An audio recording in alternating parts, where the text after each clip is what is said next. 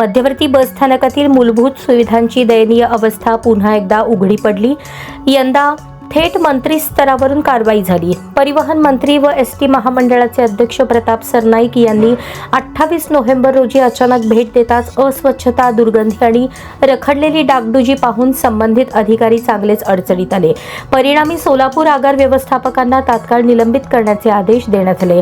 निरीक्षणादरम्यान शौचालयात उखडलेल्या फरशा, न केलेली साफसफाई तसेच पाणपोई परिसरातील भयानक अस्वच्छता मंत्र्यांच्या नजरेतून सुटली नाही।